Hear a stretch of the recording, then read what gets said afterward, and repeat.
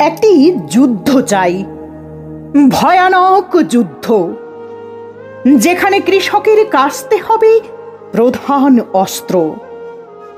লাঙল, কোদাল আর মাটি মাখা হাত হবে সৈনিকের হাতিয়ার। এ যুদ্ধ হবে শোষণের বিরুদ্ধে, অবহেলার বিরুদ্ধে, ভূমির ন্যায্য অধিকারের জন্য। যখন কেউ ভাষণ দেবে, হিন্দু মুসলমানের বিভেদ টেনে আনবে, ধর্মীয় নেতারা খোঁজে অলৌকিক প্রাসাদ, রাজনীতির দালালরা হয়ে উঠবে পৃথিবীর শ্রেষ্ঠ মিথ্যুক, তখনও কাস্তের কথা কেউ বলবে না।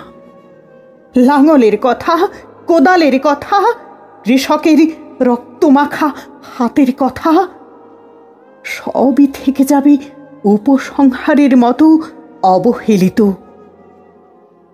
রাস্তার ধারে একটি শিশু হেঁটে যায়, মাথায় ধানের আঁটি, সামনে চলে তার কৃষক বাবা।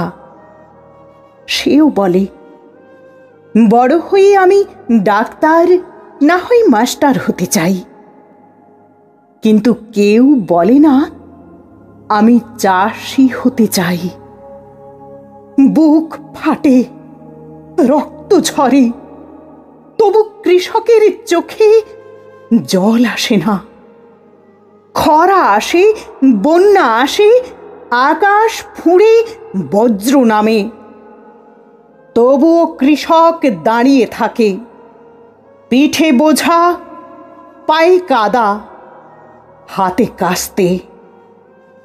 তার হাতের ফসল দিয়ে দেশ ভরে ওঠে ধন ধান্যে, তবুও সে থাকে উপেক্ষিত, তবুও সে থাকে অনাহারে। তাই আজ যুদ্ধ চাই, কাস্তের যুদ্ধ, খেটে খাওয়া মানুষের যুদ্ধ, যেখানে ধর্মের মঞ্চে কিষানের কথা উঠবে, রাজনীতির মঞ্চে কৃষকের মূল্য বুঝবে, রাজপথে গর্জে উঠবে কাস্তের শপথ। শ্রমের মূল্য চাই, মাটির অধিকার চাই, তবেই ধনু ধান্যে পুষ্পে ভরা আমাদের এই বসুন্ধরা, তাহার মাঝে আছে দেশ এক সকল দেশের সেরা। এই উচ্চারণ সত্য হবে, সার্থক হবে।